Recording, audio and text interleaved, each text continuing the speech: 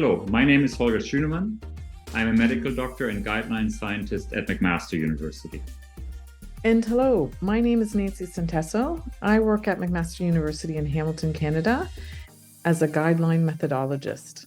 And we have the pleasure of introducing you to how we make trustworthy guidelines. When we make decisions with patients or with the public as health professionals, we are usually interested in understanding whether an intervention's health benefits outweigh the harms. In reality, however, there's more to that. The questions that we ask are, how important are the outcomes we are trying to prevent? For example, is it a heart attack we are preventing or nausea? How costly are the interventions? How doable are the interventions? How feasible and acceptable are the interventions? And how equitable are the interventions? The best tools to answer such questions are guidelines. Guidelines can help guide people, such as patients, doctors, nurses, and other healthcare professionals, and people in the government about what to do or what can be done. Guidelines could tell us about what treatments to give, what tests to run, or who to screen, and more. Each guideline usually includes a list of statements or recommendations about what to do. But what do we mean by a recommendation? By definition, a recommendation is an actionable statement. It describes an action.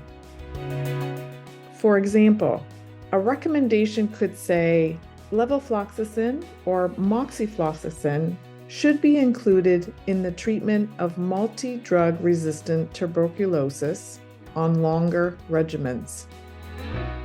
The action is to provide those drugs when treating tuberculosis. Also with the recommendation is a word about how strong it is. In other words, the strength of the recommendation. In the example that I just read, it is a strong recommendation to provide those two drugs to people with tuberculosis. But it is possible to have a weaker recommendation when we are not as certain about what action should be taken.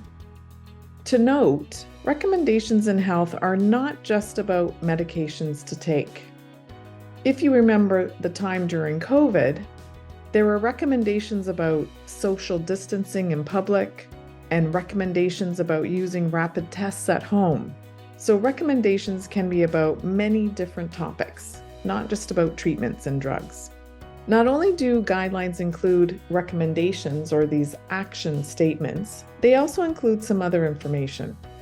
First, for each recommendation, a group of people should ask themselves, what do we need to provide guidance on?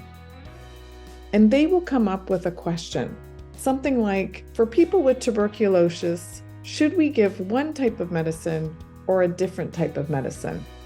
Then there will be a description of the evidence available to answer that question. Researchers would have searched for studies. The results of those studies should have been reviewed. And in the example, there might have been 10 studies which showed that one medicine works better than the other.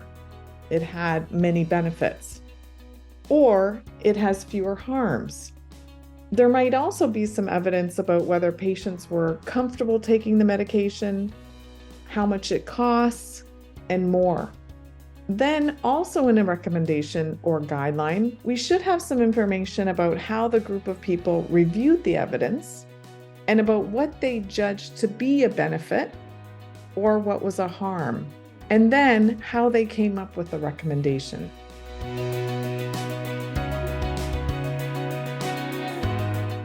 When you read recommendations in a guideline, it is important to understand whether or not they are trustworthy. There are criteria for a trustworthy guideline that were developed by scientists like us and organizations like the World Health Organization, the Guidelines International Network, and the Academy of Science in the US. and those criteria have been endorsed. In order to be trustworthy, guidelines should be developed by a knowledgeable multidisciplinary panel of experts and representatives from the key affected groups. In other words, they should be developed by diverse groups. They should be based on a systematic review of the existing best available evidence. They should consider important patient or people subgroups, integrate people's or patients' values. They should provide a clear explanation of the logical relationship between alternative care options and the health outcomes. They should be based on an explicit and transparent process that minimizes distortions, biases, and conflicts of interest. They should provide ratings of both the certainty of evidence and the strength of recommendations. And finally, they should be reconsidered and revised as appropriate when important new evidence warrants modifications of recommendations. In other words, they should be updated or kept living.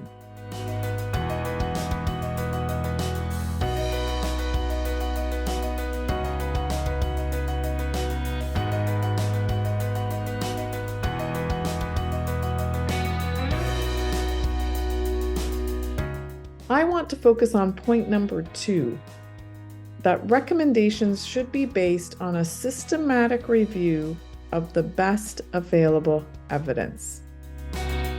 So a systematic review is a review of studies that have been done. This review can answer a question about what should be done. The review is systematically done, meaning that there are specific methods that should be followed. And these methods make sure that there is less chance of mistakes and that the results are true. It is possible, though, when doing a review, that even though we really tried hard to find the evidence, there may have just not been enough evidence available. So it is possible that we have some doubt about the results we find in a review.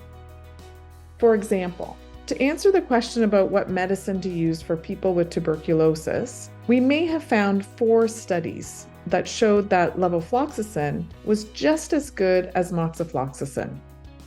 And the people who did the review said they were moderately certain that the medicines were similar. Moderate certainty in the evidence is about how sure we are in the results that we found. Are we sure?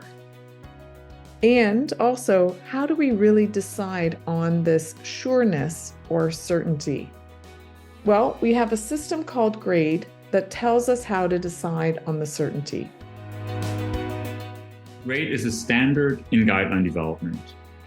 It is the key method that guideline groups use to assess the certainty and develop recommendations. This is often written up in something called the Evidence to Decision Framework, or Framework Table.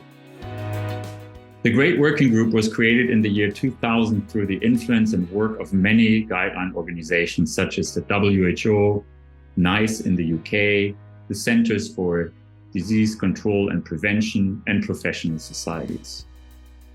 Over 100 organizations helped to develop and use GRADE.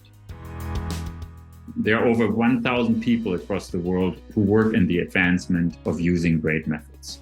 GRADE has been used in thousands of recommendations. It has been published in many journals and handbooks, and even has a software called GRADE Pro. The GRADE Working Group has developed a transparent and structured approach to help us judge how certain we are about a body of evidence that informs health questions, or the answers to those health questions.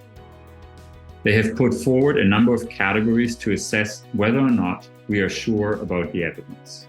These categories, or domains as we call them, include: what are the limitations of the available research studies? Are they well conducted or are they biased? Are the results consistent across studies? Or is there unexplained inconsistencies when studies should show similar results, because they were conducted in similar populations using similar interventions and similar outcomes? Are results precise enough, or are they influenced by random error? Small studies are more likely to be influenced by random error, or studies that have very few events or changes in status happening. How directly does the evidence apply to the population, setting, intervention, and outcomes that we are interested in when we actually look at the research evidence that supports answering the question? We also asked, is this all the research that exists to inform a recommendation? In other words, have we found all the research? Has all the research been published and disseminated? We call that publication bias. MacGRADE has also put forward other domains that may make us more confident in estimates crossing certain thresholds, such as when there are really large effects or dose-response relations. The second part relates to weighing the consequences. MacGRADE has developed criteria that help us make that decision.